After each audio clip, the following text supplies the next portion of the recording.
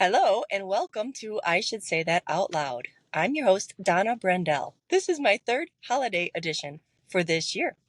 And this is, I think, the most important edition to me personally. I've always enjoyed Christmas, even as a little girl, but when I was young, all the way through high school even, I didn't really have an internal enjoyment and understanding of the holidays.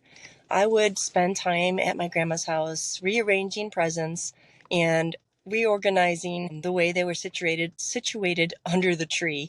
And I would also rearrange the manger scene that grandma had under her tree and just make it look different. Just things to make time go by as I was waiting impatiently for either company to come over or food to be served or time to open the presents. And it was all external things until I was in my early 20s and I was at the library and I found a book that talked more about who Jesus grew up to be when he was an adult and what he did on the cross. And then Christmas from that day forward became different when I learned that Jesus died on the cross for my sins and that he came as a baby with that purpose, knowing that he would grow up to be a man who would die on the cross for my sins. Then every Christmas afterwards, I would look at the manger differently. I would not be so concerned about the presents. And I would even enjoy the Christmas music more differently. I understood the lyrics of the Christmas songs for the first time, and I was so excited. Every time I heard a Christmas song, I was like, oh my gosh, that's what that means. And that's what that means. And it was so much more internally meaningful to me. And as an autistic person, much of my life, especially my thought life, is very internal. And in order to really connect with something, I have to be able to connect with it internally, whether it's a topic or people or a holiday. And so learning the meaning of Christmas and all of the traditions that our family practiced really helped me to understand and enjoy the season better. And today I was reminded of this at church because for the past few months I've been really busy with work and school. I've had 6 classes and 18, 6 times 3 is 18, right? 18 college credits. And just, I've missed every Sunday of church since like the summer. And I love church so much, and it's hard for me to miss so much. But in order to, I work every other Sunday, so that cuts out half the Sundays. And then I had a lot of papers to write and big assignments that were due that I had to spend a lot of the weekend working on to get them done on time. Unfortunately, I know these are all excuses, but really true reasons of why I've missed church so much. But being there today again reminded me of just how much I love my internal faith life and how much that means to me as an autistic person, and how great a friend Jesus is for me and always has been. When I was little, I knew that God was my friend, and I didn't understand who Jesus was yet.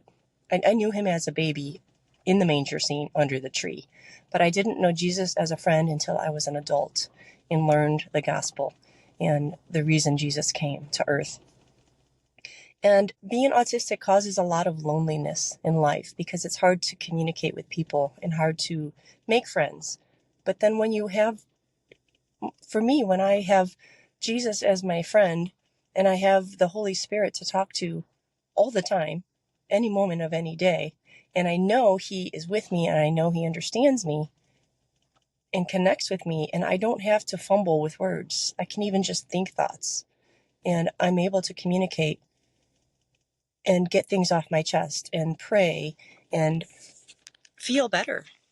And I had a revelation in church this morning as I was thinking about how great a friend Jesus has been to me for so long, that maybe I can use my prayer practice and my conversational skills that I have with Jesus and the Holy Spirit and God our Father, and I can translate those to practices with my family and friends.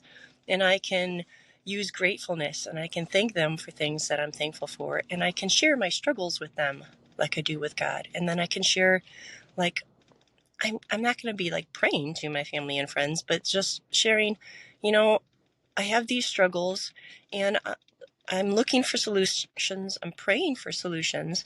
Maybe you can help me talk this through. And not that I'm going to stop praying to God, but if I can translate my prayer and faith life with my family and friends and become more outward in my faith and more outward in my thought life with my family and friends, as I have been able to do with God, that that would only benefit me, I think. What do you think? I'm going to give it a shot over the next few weeks and months, and I'll let you know how that goes. And I just want to say, recording these holiday episodes has been a lot of fun for me. And I want to say happy holidays and Merry Christmas. And I'm just so thankful to have had God and Jesus in my life, all my life, for as long as I can remember. And that I've never been alone. I don't know how I would have gotten through life as an autistic person without God in my life, without having him as my friend at all times. And so I'm just so thankful to share that with you and share these thoughts with you. And I want to say again, Merry Christmas and Happy New Year. And I hope you enjoy the holidays.